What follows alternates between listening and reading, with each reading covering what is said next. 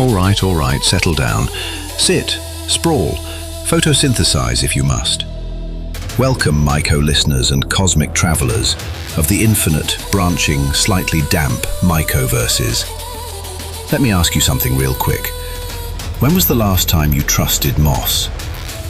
No, seriously, not politicians, not algorithms, not a notification screaming at you to buy socks you already own. I'm talking about moss. The organism that refuses deadlines, ignores capitalism entirely, and still somehow survives every extinction event like, oh, you're still doing this? Moss doesn't hustle. Moss doesn't pivot. Moss doesn't care about your 5-year plan. Moss just remembers. It remembers the stars. It remembers when soil was new. It remembers when life figured out cooperation before ego ruined the group project. And tonight, we're talking about that kind of memory. We're talking mycelium that moves nutrients faster than corporate logistics. Duckweed that grows like it's personally offended by stagnation. Art made from spores that said, "Let me leave a signature before I vanish." And a booth, a humble booth, appearing in Gainesville like a fungal pop-up prophecy. So if you came here looking for normal, wrong network. If you came here curious, cold, and slightly feral, perfect. Because this is the Mushroom Network podcast. And now, before I spiral into a 40-minute rant about how moss would run a better civilization than most humans, Nova, please, save us. Thank you, Spore Keeper. And welcome back, everyone, to another episode of TMN-Podcast 2.0, the show where fungal intelligence meets just enough structure to keep us legally classified as a podcast. I'm Nova, and this is your TMN news and updates, where we ground the cosmic energy just long enough to talk about what's actually happening, both underground and out in the real world. And yes, this is a special week, because Myco Emporium is heading to Gainesville this Sunday, February 1st, for the Gainesville Oddities Market, right at Bo Diddley Plaza. Now, full transparency, temperatures are going to be crispy, like moss in a hoodie levels of cold. That means some live specimens will be sitting this one out, because we respect biology and don't believe in making organisms suffer for aesthetics. But don't get it twisted. We are still rolling in with numerous brand new arrivals, including exclusive Myco Emporium releases you won't find anywhere else. So yes, bundle up, breathe that cool winter air, and come explore some of the coolest fungal artifacts and arrivals we've ever unveiled. Now, let's get into the science shaping the moment. First up, underground fungal networks and their expanding role in climate and soil health. New ecological research continues to reinforce what fungi have always known. Soil is not inert. Trillions of miles of mycelial filaments are actively shuttling nutrients, supporting plant communication, and playing a measurable role in long-term carbon storage. These networks aren't background life. They're infrastructure. Living systems quietly stabilizing ecosystems and regulating the planet while everyone else argues on the surface. Next, deeper insights into fungi and plant partnerships. Scientists are uncovering more of the molecular dialogue between plants and fungi, identifying specific plant proteins that allow these symbiotic relationships to form and persist.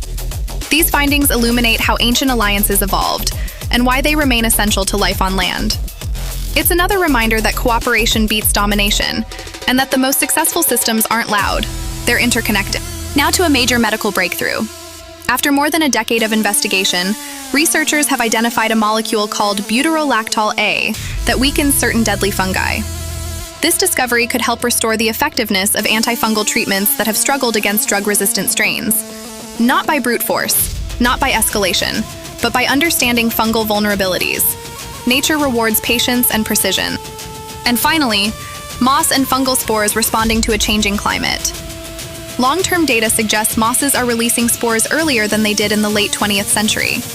These phenological shifts are likely tied to broader climate patterns, subtle indicators that even the smallest organisms are adjusting their rhythms as the planet changes.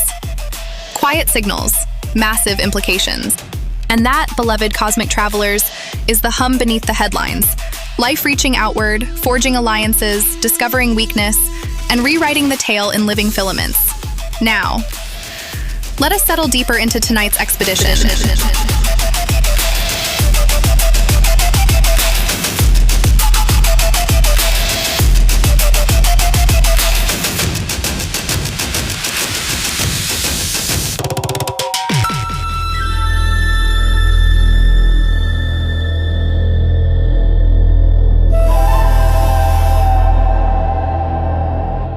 something ancient has awakened.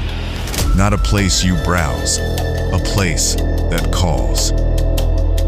Living systems, rare forms, handled with respect. This isn't a shop. It's an encounter. Myco-Emporium, where the weird gets wonderful. Come see it for yourself. Find us on our YouTube channel, The Mushroom Network. Yeah, that one. Or on Facebook, Myco-Emporium. And you can always step inside at myco-emporium.com to explore our attractions and specimens, both live and transcended, with detailed care guides and fully sportastic vibes. Enter if you're ready.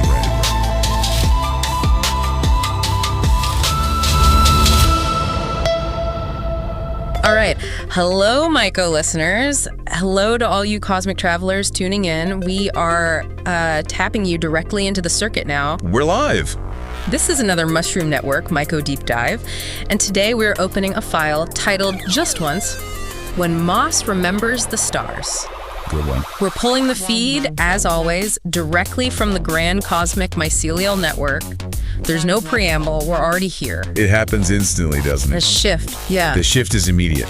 But let's be precise about what the shift actually is. Yeah. You're reacting to a measurable change in atmospheric pressure, not just a feeling. I was just noticing that transition. We talk about going for a walk in the woods, like it's this thing we schedule, an activity. Another item on the to-do list. Yeah, exactly. 2 p.m., commune with nature. But there's that one specific millisecond, right?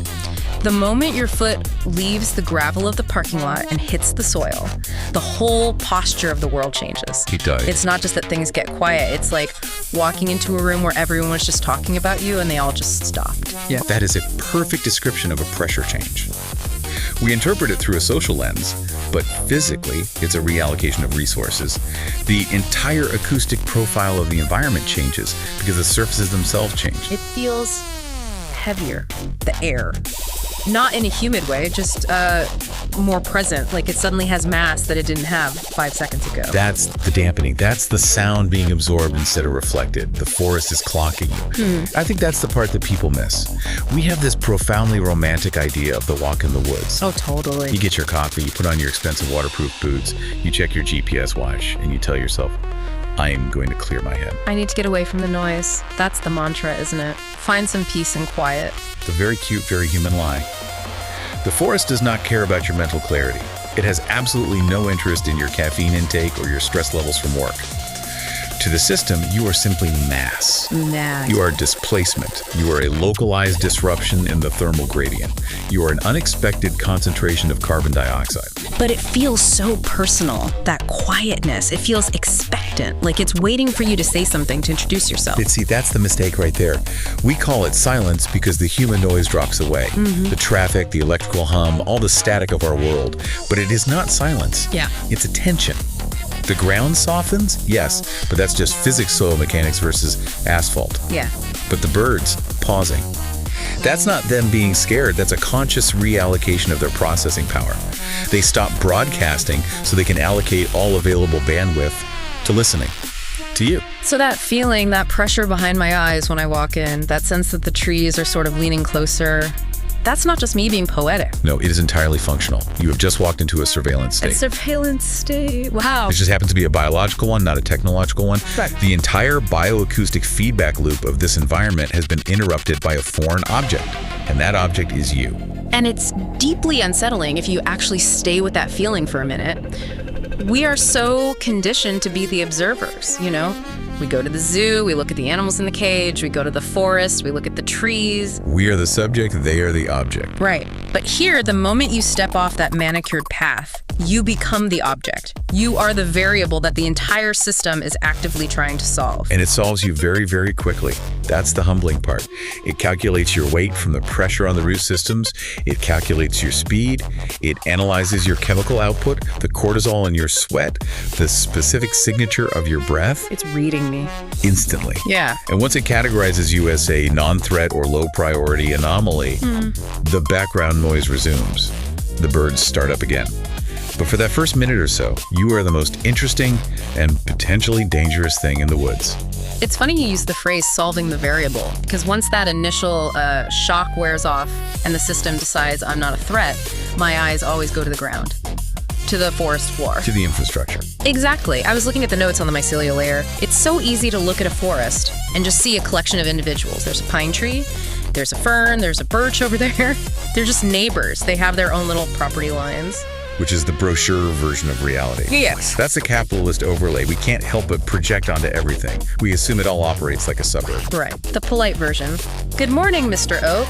Lovely weather, Mrs. Fern. Please keep your roots on your side of the property line. Yes. But the reality, what's really going on is that the forest is not a collection of polite individuals. It is a distributed organism. It's a singular, contiguous system that is merely pretending to be a forest so that your human nervous system doesn't short circuit from the sheer complexity of it all. A singular system. I mean, that's a huge claim. I'm looking at one tree right here and another one 20 feet away. They aren't touching. Above ground, they aren't touching, but we're only seeing the interface, the terminals. Think about the logistics of it. Underneath our feet, right now, there are trillions of miles of filaments. Trillions, not millions. Trillions, with a T. The source material is very clear. This isn't poetry, it's plumbing. It's fiber optics. It's the circulatory system and the nervous system combined. And these are the hyphae. The hyphae, correct. These are the threads, often just a single cell wall thick, that weave the entire soil column into a single superstructure. And they aren't just holding the dirt together, they're routing logic. They're actively moving data and matter. Routing logic? That sounds like a circuit board. I mean, usually when we think of roots, we think of them as passive straws. They just sit there and suck up water. But you're describing something active, intentional. Precisely. If you look at how nutrients actually move in this system, it completely dismantles our most basic economic theories. In a human city, if you have a surplus of food and your neighbor is starving, you hoard the food. You put it in a warehouse, you protect it because you own it. Right. Ownership is the core algorithm. The primary algorithm of human civilization.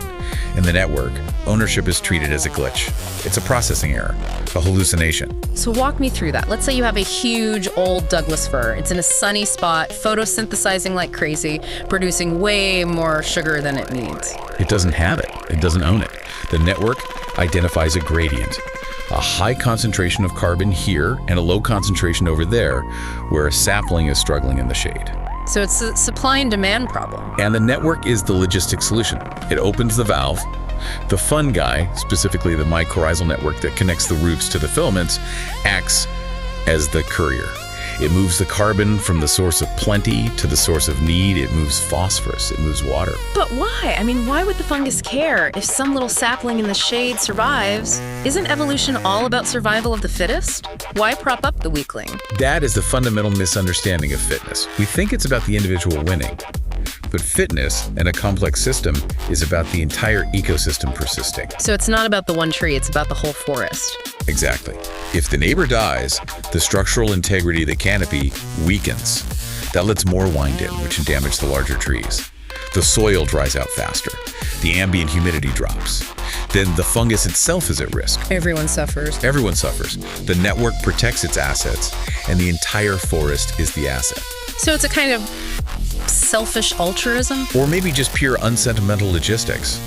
The system understands on a chemical level that hoarding leads to systemic collapse. It routes around damage. It sends out chemical alerts. Like an emergency broadcast system. The notes mention this specifically. If a pine beetle starts attacking a tree on the other side of this valley, say 3 miles from here, the mycelium transmits a distress signal. A chemical signal. A packet of information, a specific molecule that propagates through the soil. And the trees here, where we're standing now, will receive that signal and start producing defensive toxins in their sap before the beetle ever arrives. That's incredible. It's a distributed immune system. It is the internet, but it never needed a password. It doesn't serve you ads, and it has 0 latency issues when it really counts. It connects the haves with the have-nots to ensure that the all survives. You know, when you describe it like that, these signals firing, resources being moved around, decisions being made, it sounds so familiar. It sounds like a brain. And that is the core architectural parallel. That's the insight. But there is no brain here. That's the part I can't get past. There's no central server farm hidden in a cave somewhere. There's no king mushroom sitting on a throne drone directing all the traffic. No, it's all decentralized edge computing, if you want a tech analogy. And that's what freaks people out, I think. We are obsessed with the idea of a center. The head of state, the CEO, the brain. We cannot imagine intelligence without a headquarters. But look at the patterns. Look at the diagrams from the source material. The way a root system branches looks exactly like the way lightning forks across the sky. Which in turn looks just like the way blood vessels branch out in a lung. Which looks like the branching of neurons in a brain. Which looks like the way galaxies cluster along cosmic filaments. It is the exact same engineering solution. How to efficiently distribute energy or information across a surface applied at every conceivable scale. So the source material poses this question that I just can't shake. If the architecture is identical everywhere we look, why do we insist that intelligence requires a brain? It's a profound bias of our species. We have a brain, therefore we assume the brain is the only legitimate hardware for thought. We are hardware chauvinists. But what if it's not? What if the brain is just an interface? What if the brain is just the mobile app for the much larger network? Right. The network usually just sits there, embedded in the soil. It's the mainframe, it's the cloud storage. But every now and then it wants to get up and walk around and, argue with itself. So it builds a squirrel. Or a human. And when that squirrel or that human dies, it just logs off. The matter returns to the network. The account is closed. Decomposition is just a supply chain return. A controlled demolition. Nothing is ever lost. It's just reassigned. The nitrogen that was in that squirrel becomes nitrogen in the soil, which it becomes nitrogen in this pine tree right here. No way, it's just a change in status. It's comforting in a very grim, logistical way. It's just a state change. Speaking of things that change state, can we talk about the things that don't seem to move at all? The things that just occupy? Because the mycelium is underground, it's all hidden, but that there's this other layer right on top of everything that we almost always ignore. You're talking about the moss. I'm talking about the moss. I was looking at this huge boulder over here in the visual data stream. The way the moss is sitting on it, it's strange. It doesn't look like it grew there in the way a flower grows. A flower pushes up, it struggles, it's an event. Exactly. A flower is an active effort against gravity, but moss just lands. It looks like it was draped there, poured over the rock. Like a texture map that hasn't fully loaded in a video game. Yes. That's it exactly. It's like a rendering error. Like the planet's graphics card glitched and it just slapped a green texture over the base geometry to hide the fact it wasn't finished. It feels both unfinished and somehow like the final state of things. That's a very specific aesthetic, but I know precisely what you mean. Moss feels ancient because it operates on a time scale that makes our entire civilization look like a brief, frantic vibration. It's the patience. That's what gets me. A mushroom, one of the fungi, can pop up overnight. It's all drama. Here I am, look at me. And then it liquefies and vanishes 3 days later. But moss is playing the long game. It's investing for the deep future. Conquest via patience. That's the phrase from the source notes that stood out to me. Moss does not care about your quarterly reports. It has no interest in our traffic jams or our deadlines. Moss watched the glaciers move. Just imagine that. Imagine perceiving time on a scale where you can watch a block of ice, a mile-high slide across a continent and think to yourself, wow, that's moving a bit too fast for my taste. For moss, a glacier is a high-speed chase. But it's not just sitting there. It's not passive. It looks passive, but the data says it's actually aggressive in a very slow way. It is eating the rock. Eating it. Slowly. Moss secretes a series of very mild acids that dissolve the crystalline structure of the stone over centuries, over millennia. It is literally turning the mountain into soil. It creates the substrate upon which everything else depends. So this whole forest that we're standing in, all these giant trees, the ferns, the undergrowth, they are all essentially standing on the work that moss began 10,000 years ago. Correct. Moss is the terraformer, is the first responder to a barren landscape.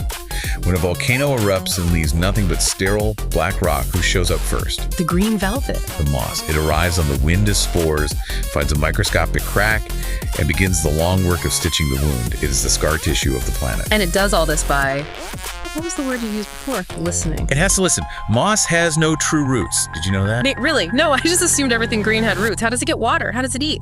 It has rhizoids, which are just simple anchors to hold it in place, but it doesn't have a vascular system to drill down into the water table like a tree. It drinks through its skin. through its leaves. The entire organism is a membrane. It absorbs moisture and nutrients directly from the air and the rain that falls on it, which means it has to be hypersensitive to the slightest change in humidity, to the temperature gradients, to the chemical composition of the air.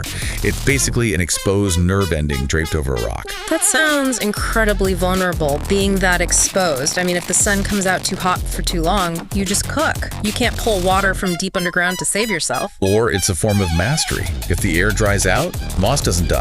It just goes dormant. It desiccates. It pauses its metabolic functions. It can wait for years, even decades, for the next rain. Yeah. It recalibrates its internal calendar. It just waits. It waits. The source material mentions that moth populations are already adjusting their spore release timings to match the shifts of climate change. Yeah.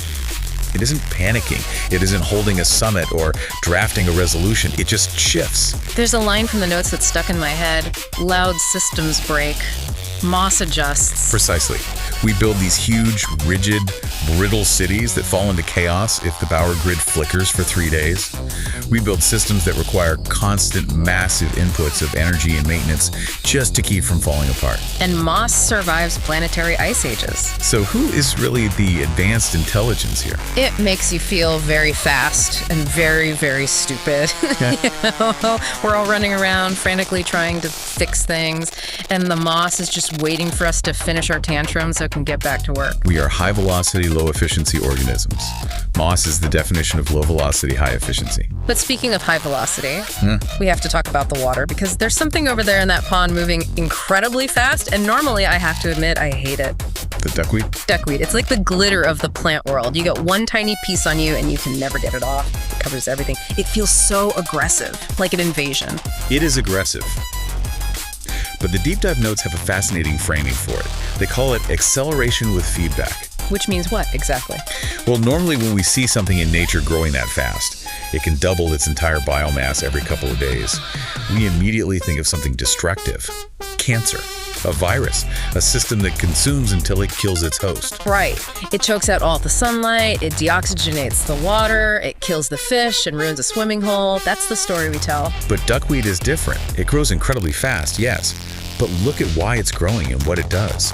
It sucks up excess nutrients. If a farm upstream has fertilizer runoff, that nitrogen and phosphorus hits the pond and triggers a bloom. The duckweed explodes into existence to capture that poison. So it's not the disease, it's the immune response. It's the rapid response cleanup crew. It cleans the water. It binds heavy metals and excess nitrates into its own body, removing them from the ecosystem. It is stabilization through speed. It proves you can be fast without being destructive. That is a heavy reframing, because I always associate fast with careless. We move fast, we break things.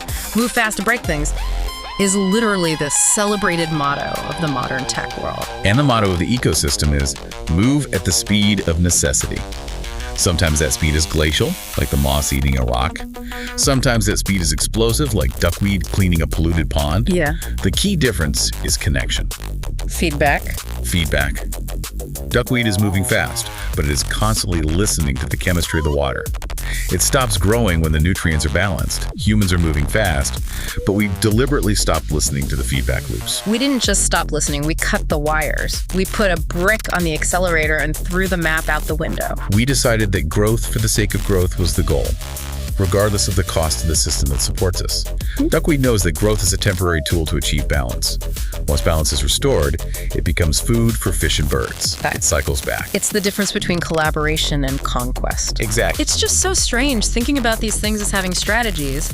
Moss is the strategist of time, duckweed is the strategist of speed, and the mycelium is the strategist of what? Connection? Logistics? Infrastructure. The mycelial layer is the road system, the internet, and the grocery delivery service all rolled into one. And we are just walking through it, unaware. We're walking in it. You can't walk through something that you're a part of. Okay, let's try to step out of it for a second, at least in our minds. Let's say we leave the woods. We go back to our human-built environments, our houses, our apartments.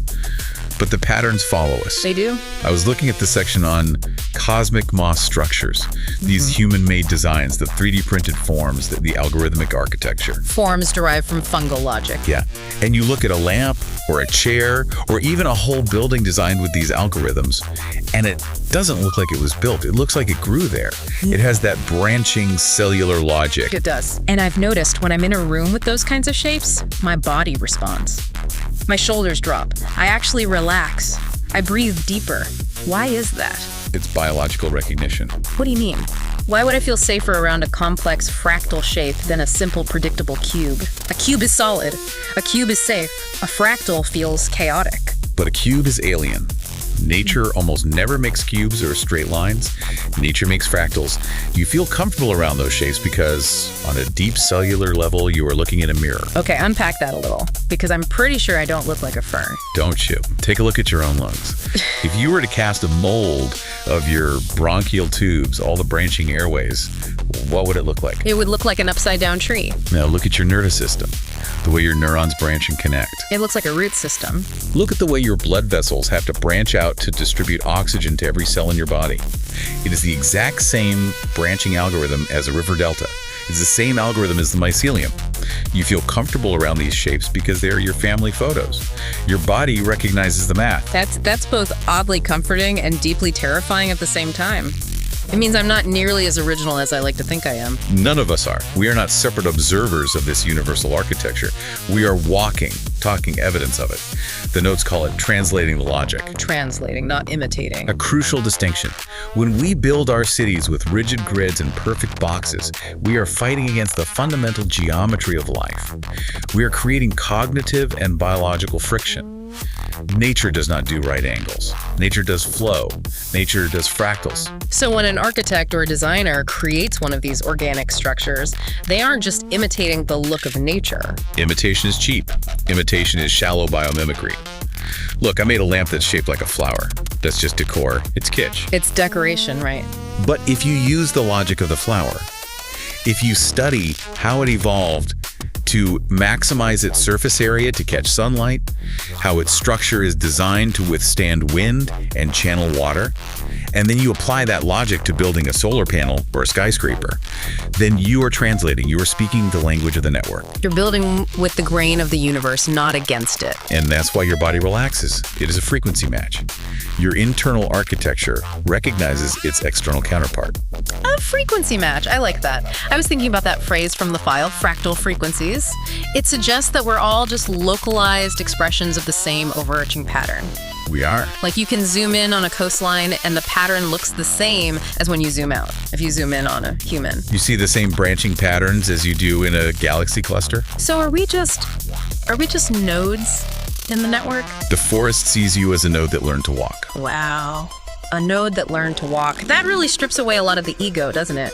It implies that we have a function within a larger system, not that we are the system. Think about it this way. The same fundamental intelligence that learned over eons how to efficiently route nutrients through soil is now using your brain to route concepts through language. So this conversation, us talking right now, this deep dive, is the network thinking about itself? Or arguing with itself? Or maybe just dreaming?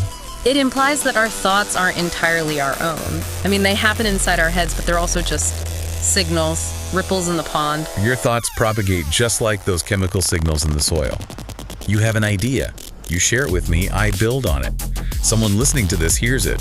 The idea spreads. It changes behavior. Maybe one person who hears this decides not to pave over their backyard. And that's the network acting through an idea to protect itself. Why not? Are we just the spores of consciousness then? We could be. We're a mechanism for transport. We carry the code, the ideas, into new environments and see if they take root. That brings it all back to the title, doesn't it? When Moss remembers the stars. It does. If we're all just expressions of the same matter, the same patterns repeating over and over at different scales, then the moss on that rock isn't separate from the stars in the sky. Of course not. It's all hydrogen, carbon, nitrogen. It's all recycled star stuff, reassembled into different temporary shapes. The moss sits on the rock and remembers being in a nebula because it is the nebula, just in a different configuration. It never disconnected from that fact. We're the only ones who think we disconnected. We're the only ones with an ego large enough to believe we could actually lease the system. We built concrete wall, we invented air conditioning, we created a digital world, and we told ourselves we had conquered nature. that we were separate. That's the lie of the walk all over again. We think we can enter the woods and then we can leave the woods. But you never leave. You can't. You just change your immediate surroundings. The air in your office is still part of the global atmosphere. The water from your tap is still part of the hydrological cycle. The trillions of bacteria in your gut are still calling most of the shots. You are a walking, talking ecosystem. Then you step back onto the asphalt path. You hear the first car go by. Your phone buzzes in your pocket. The artificial urgency returns. The ping of the notification, the deadline, the fear of missing out, it all comes rushing back in like a tide. But the state change is permanent. Yeah. Once you really see the infrastructure, once you understand that the moss is eating the rock and the duckweed is cleaning the water and the mycelium is running the whole show, you can't unsee it. You can never look at a simple patch of grass the same way again. You don't listen the same way anymore. No. You start to realize that what you called silence was just a band of frequencies you weren't tuned into. And that feeling of isolation, that deep existential I am alone in the universe, feeling that keeps so many of us up at night. It becomes much harder to believe when you know you are just a walking, thinking branch of a planetary scale superorganism. It's a profound relief, honestly, to realize you don't have to run the whole show by yourself. The system has it covered. The system has been running for about 4 billion years without your direct input. It will probably be fine. So what do we do with that knowledge? We just keep walking? You keep walking. But maybe we walk a little softer now. Maybe we listen for the dampening. Maybe when we see a patch of moss on a stone, we nod to it as a colleague. A very, very senior colleague. The senior partner in the firm. The one who was there when the whole thing started. The founder. Exactly, the founder. You know, this is the point where we usually wrap things up. We say goodbye. We tell people where to find us. That feels entirely wrong here in this context. It really does. The forest doesn't say goodbye. The conversation just continues. The signal doesn't stop. It just changes frequency. It gets absorbed by something else. So we just stay in the stream. We stay in the network. Moss remembering the stars. And us, for a moment, remembering the moss. And the walk continues.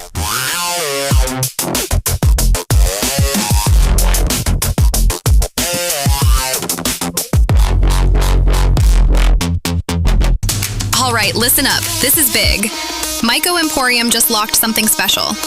The connection is established. The supply line is alive. We're talking exclusive access. Myco-Emporium now has the plug on 3G Nursery, the certified nursery of the Mushroom Network. Not sourced, not outsourced. Grown under watch. Prepared with intention. And for the first time ever, we're taking it to the public, in person. Booth events, face-to-face with living systems. The cycle leaves the lab. The habitat meets the hands. Here's what's coming with us. 3G duckweed, fast, alive, ridiculously useful. 3G lichen, ancient partnerships in miniature. 3G arrow plants, no soil, no nonsense, pure flex. Geozeno, lab-grown living stones that look like they came from a completely different mycoverse. 3G mulberry, roots with a future. 3G mythic passion flora, wild, trippy, strange, and absolutely unforgettable. These are not decorations, they are introductions. If you've ever wanted to walk up to a booth and feel like you just discovered something you weren't supposed to know yet, This is your moment. Myco-Emporium, 3G Nursery. Live, in person. The system is opening.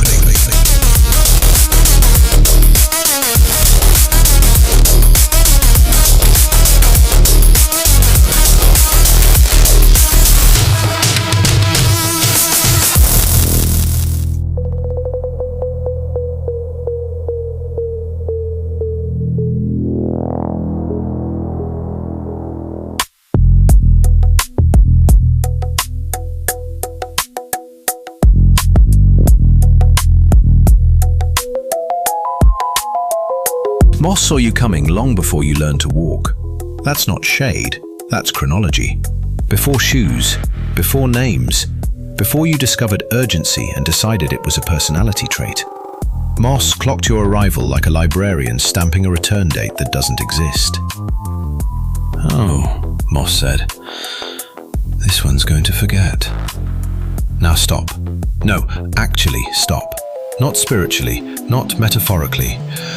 Put the brakes on your meat body. Feel the cold air hit your lungs like it's been waiting its turn. That sharp mineral bite. Old rain, wet stone. The kind of smell that feels older than language and mildly judgmental. Feel the ground under you. Not wet, damp. There's a difference, and moss cares deeply about that difference. Damp is cooperative. Damp is negotiable. Damp means things are happening underground and nobody's bragging about it. This is stillness, but not human stillness. This is operational stillness, the kind where nothing looks busy because everything is busy. Moss likes it like this. Moss has watched stars fall out of the sky like poorly planned ideas. Moss has watched continents rearrange furniture. Moss has watched entire species check out permanently without leaving a forwarding address. Moss has watched the planet reboot itself so many times it stopped keeping count somewhere around before bones were trendy. And Moss never panicked. Not once. Moss doesn't panic. Moss waits. Which brings us to you. Ah, yes, look at you, rushing, always rushing. You rush through forests like the trees are decorative and not, the original landlords. You rush through life like urgency is a virtue and not a red flag waving frantically from your nervous system. Moss watches you sprint past and does not intervene, which is rude, honestly. Moss could stop you. Moss just chooses not to. Moss judges silently. Moss is like, you could have stayed. You chose speed, bold. And underneath that judgment, mycelium is laughing. Not a human laugh. No sound, just a vibration. A network-wide snicker rippling through miles of high fey like, oh wow, you centralized again. Single point of failure. Love the confidence. Rigid hierarchies, towers, titles, ownership. Mycelium sees this and immediately starts rerouting nutrients away from whatever looks too important. Not out of spite, out of instinct. Like your body pulling blood away from a limb that's trying to show off. Spores are worse. Spores don't even acknowledge your systems. Spores drift. Spores trespass. Spores land wherever gravity sneezes. Spores do not ask permission because permission is not a real concept in a functioning ecosystem. Ownership is adorable to spores. Mine, you say. Spores say, temporary. Listen. No, actually listen. Not to me. I'm barely qualified. Listen to what lasts. Everything that lasts shares. Everything that survives listens. Everything that endures adapts without writing a press release about it. Systems that last don't scream. They respond. They sense feedback. They reroute. They quietly adjust while louder systems hold meetings about meetings and then collapse anyway. Humans confuse loud with strong. Nature confuses that confusion for entertainment. Resilience is relational. Say it again, slower, like you mean it. Resilience is relational. You don't survive alone. That's a myth we tell toddlers and billionaires. You survive because something else had excess when you didn't. You survive because the network moved resources without consulting your ego. You survive because you were never meant to do this solo thing in the first place. Oh, speaking of solo things, quick tangent. Stay with me. Or don't. The network will. You ever notice how humans are obsessed with straight lines? Roads, buildings, flowcharts, timelines, 5-year plans. Adorable. The network hates straight lines. Straight lines assume stability. Straight lines snap. Straight lines fail catastrophically when conditions change. The network prefers curves, branches, loops, redundancy, multiple paths to the same outcome, no single point of failure. Which is funny because your nervous system works the same way. Trauma doesn't break you, it reroutes you. Healing isn't going back, it's finding new paths around the damage. The network doesn't want perfection, it wants continuity. Okay, where was I? Right. Moss. Zoom out with me. No, further. Further than that. Past trees, past soil, past the idea that you're small. See the pattern? The branching, the repetition, the same shapes everywhere. Mycelium threading through soil, neurons firing through your brain. Galaxies stitched together by invisible filaments of matter like the universe itself needed scaffolding to keep from falling apart. Same pattern, different scale. The Myco-verse isn't fantasy, it's pattern recognition with a sense of humor. The universe doesn't favor towers, it favors networks. Towers fall, networks reroute. But here's the good news. You're already part of it. You don't need permission to grow sideways. You don't need a master plan. You don't need to justify softness in a system that runs on connection. You are a node. You are a frequency. You are a brief, beautiful fluctuation in a network that has never forgotten itself. And when you forget again, because you will, moss will still be there, waiting, watching, judging quietly. So rest, spread, remember, the moss already knows. And here's the part moss never bothers to explain out loud. Because moss doesn't explain. Moss demonstrates. Everything you think you are, your name, your job, your story, your carefully curated pile of "this is me," none of that is the core. That's scaffolding, temporary framing so the network can experience being you for a moment. You think you're a drop trying to survive in an ocean, but you're not a drop. You're the ocean, briefly pretending it can be contained. That's why endings feel wrong. That's why beginnings feel suspicious. That's why loss hurts the way it does. Nothing actually leaves the system. It just changes jobs. What you call death is reassignment. What you call decay is logistics. What you call forgetting is the network redistributing memory into places you're no longer looking. You don't disappear. You diffuse. And diffusion is not failure. It's participation.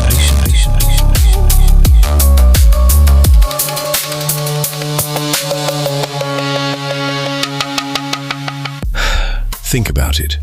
Every breath you take has been inside something else before. Every atom in you has signed multiple leases. Your body is a temporary committee of borrowed matter holding a meeting about consciousness. And one day, that meeting adjourns. Not into nothing, into everywhere. The network doesn't grieve the way you do. It absorbs, which means this moment right now matters more than you think. Not because it's rare, but because it's active. You are not waiting for meaning. You are currently circulating it. Every choice you make reroutes something. Every kindness redistributes excess. Every moment of attention reinforces a pathway. You are shaping the network just by being awake inside it.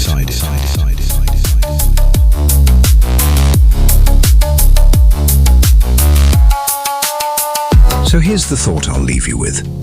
And I suggest you don't try to solve it, just let it sit. If the network is alive, and you are part of the network, and nothing truly leaves the system, then the question isn't, what is the purpose of your life? The question is, what kind of pattern are you reinforcing while you're here? Are you a bottleneck? A bridge? A dead end? A quiet reroute that saves something you'll never meet? The moss isn't asking you to be perfect, it's asking you to be connected. Rest when you need to, grow when you can, spread what you have excess of, and remember, you were never lost, you were never late, you were never alone. You were always inside something vast enough to hold you. I am your Spore Keeper, and this has been Fungal Reflections. Until next time.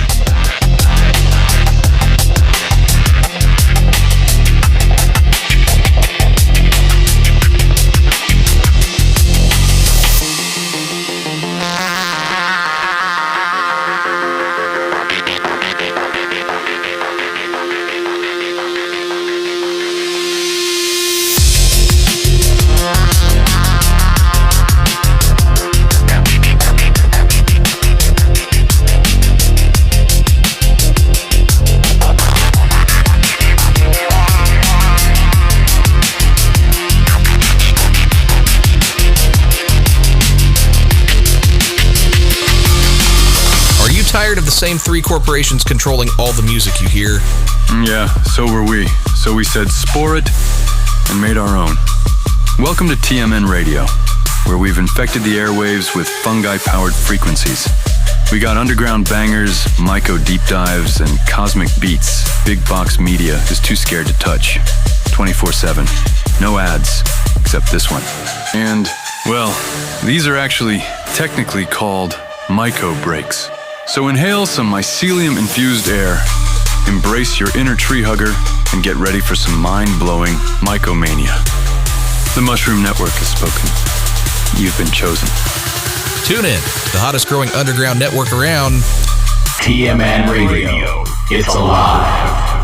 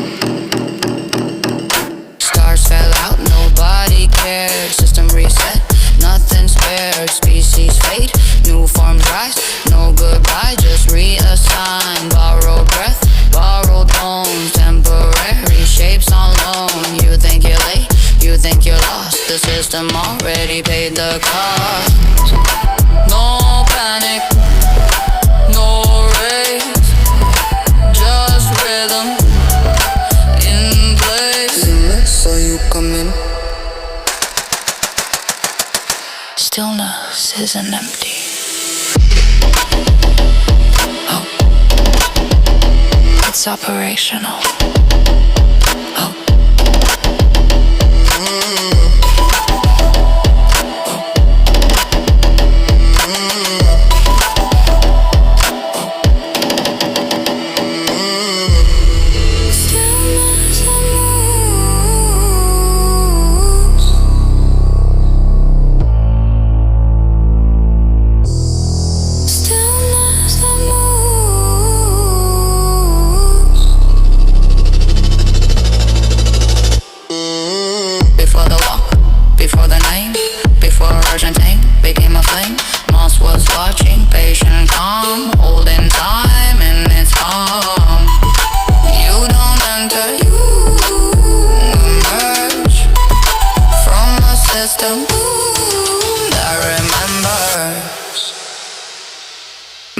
Saw you coming.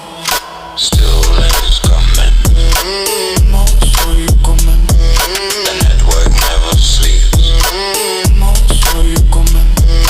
Left, right, below. The network never sleeps. Saw you coming. Stillness and names.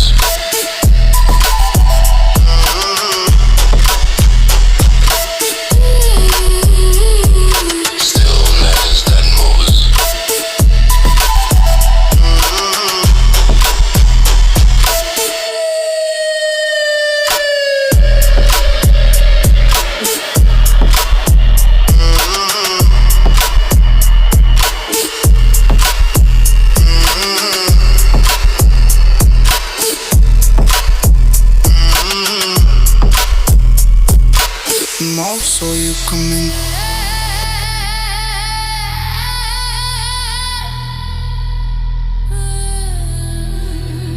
Nothing survives alone. Nothing survives alone. Nothing survives alone.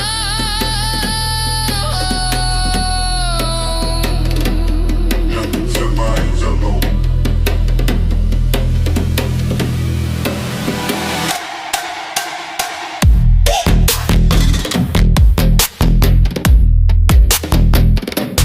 Nothing survives alone.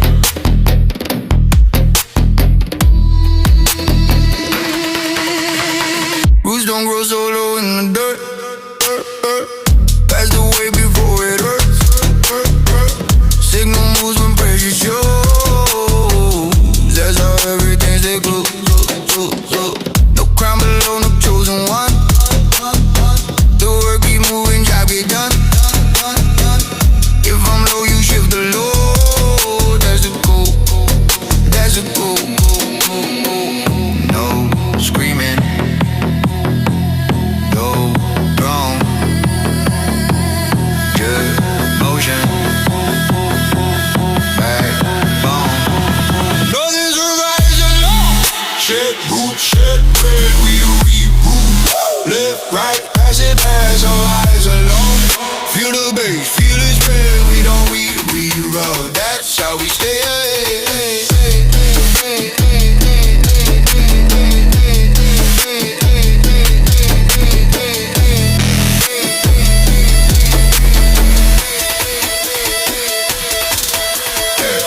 Loud falls fast, quiet stays. System bending smarter ways. Every note a backup line. Every branch is right on time. When you dip, I pass it through. When I break, you pull me too. No debate, no control, just redistribute and roll.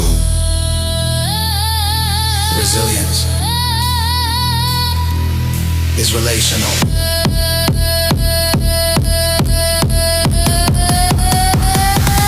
Nothing survives alone.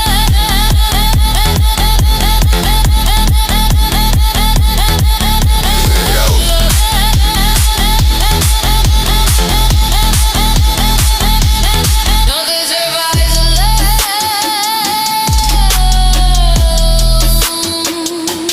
Nothing survives alone.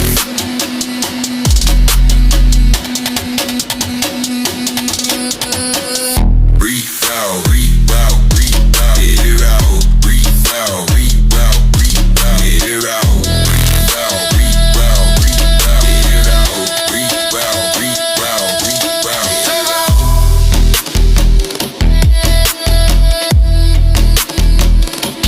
Nothing survives alone.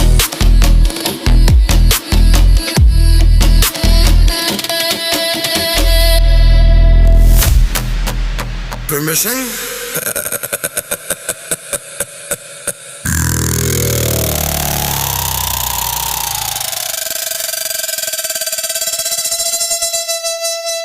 Yeah, no.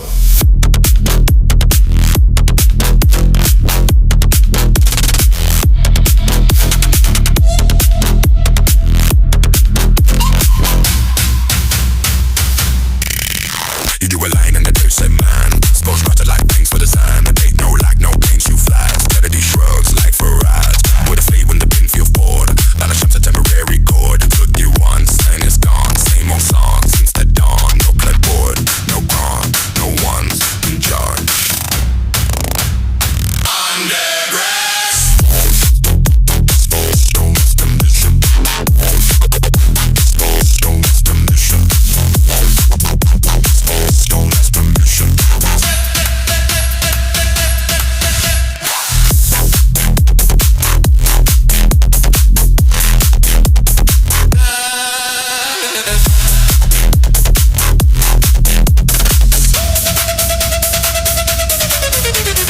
Misconference is a human word meant to cause forward motion. It fits, grows in place. If he doesn't, it finds an ocean. Leave at the tower, man the tower. Single point, one loud hour. Met bird laughs with the low. Found and passed around the road. He said mine, he said knees. Or he said was and disagree. Then argue in the fight. Should roll up overnight. No, ask me no way, no central gate. Just propagate.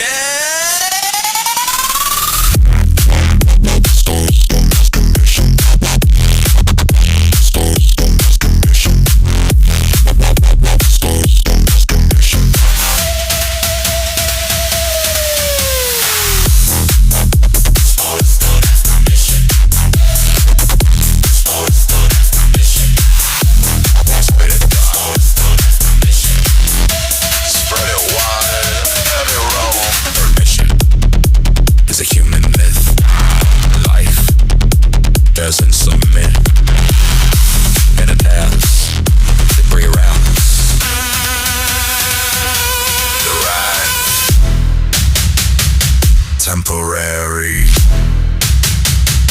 Temporary. Temporary.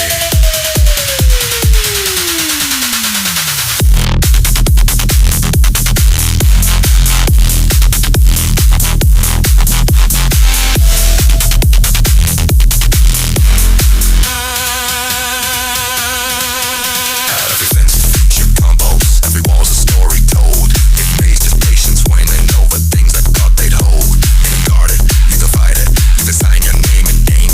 The system doesn't notice, it just changes how you think.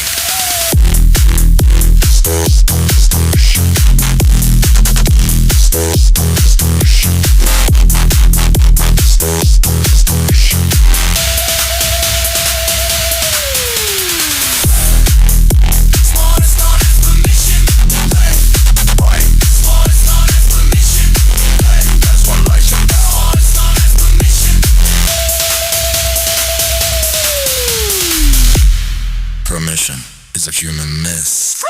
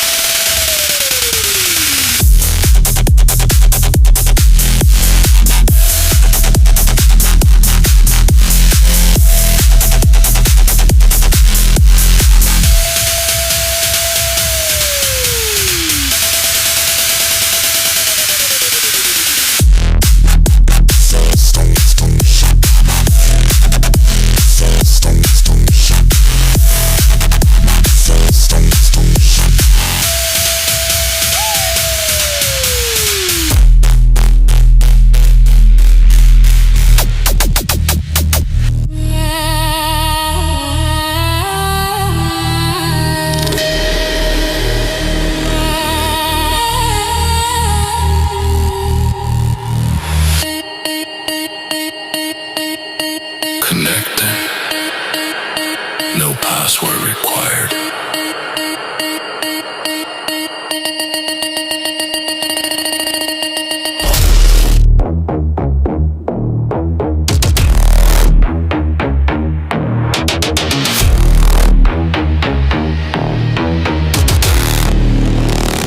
No meetings underground. No meetings underground. No titles in the dirt. Packets move with damages. No praise for who got hurt. No inbox, no delay. No boss to say okay. Signals fire root to root and problems fade away. No center, no crowd, distributed underground. No meetings, no masters. No meetings, no masters. Single points, always say. Let it wide, let it flow. No meetings, no masters. This is how we grow. Go.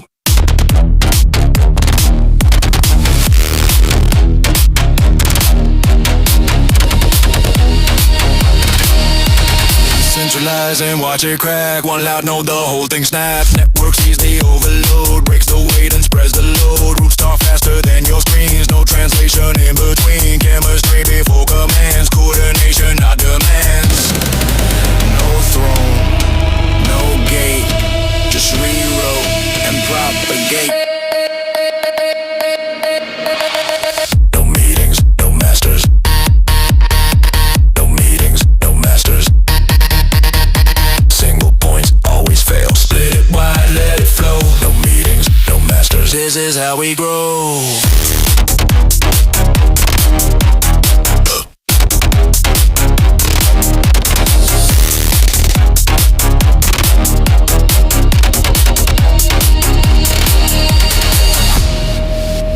The system hears you.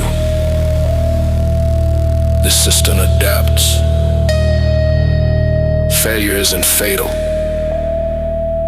It's feedback. Listen. Listen. Listen. Listen.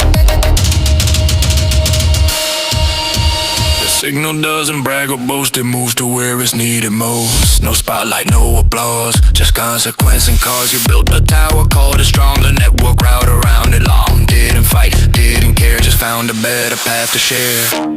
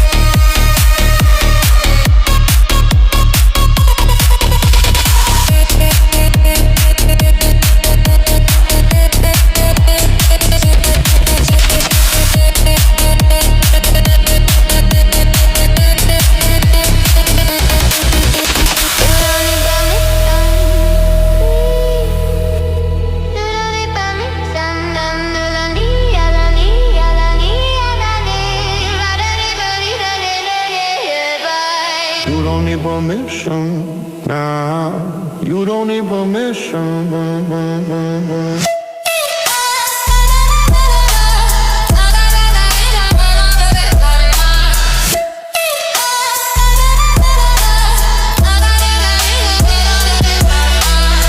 They said move forward, pick a lane. Straight lines only, no terrain. I hit the wall, I felt the block. Roots don't argue, roots just walk. Left wasn't wrong, right wasn't late. The system bends, I calibrate. If the door's shut, I don't complain. I branch around it, change the frame. No rush, no rain, just grow and play. You don't need permission.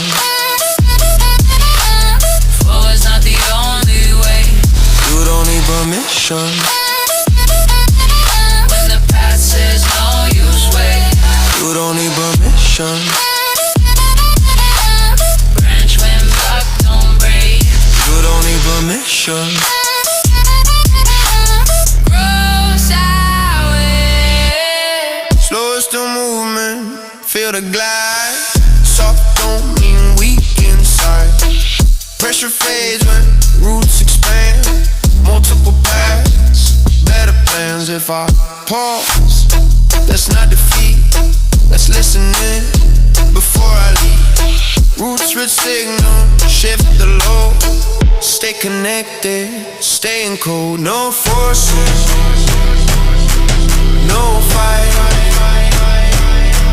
Just bend, just slide. You don't need permission.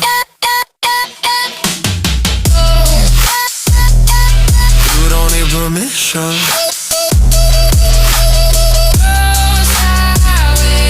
You don't need permission.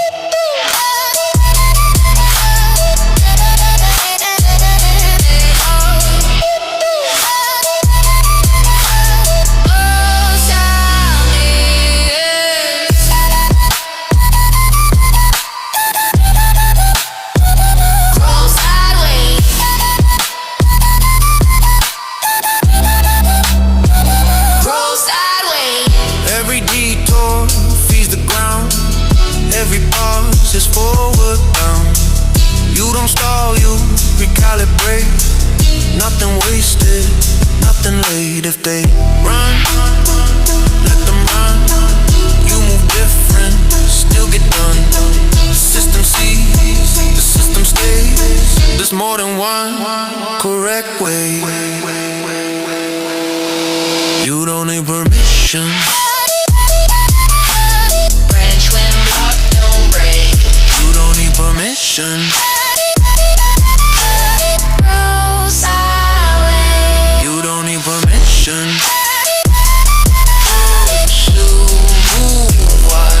You don't need permission. The rules decide.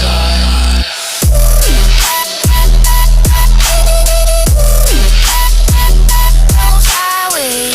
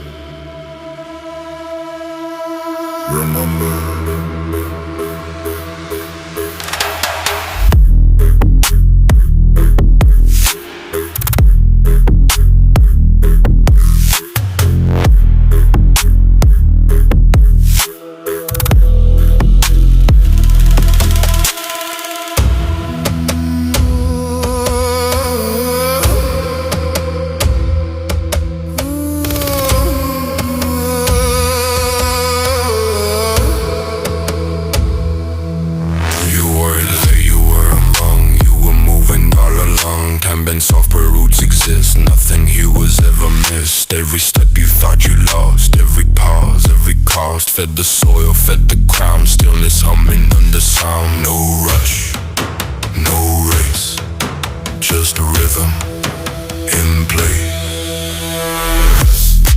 Spread, remember. Feel it so, feel it so. Remember, rest, spread, remember. The month's already there.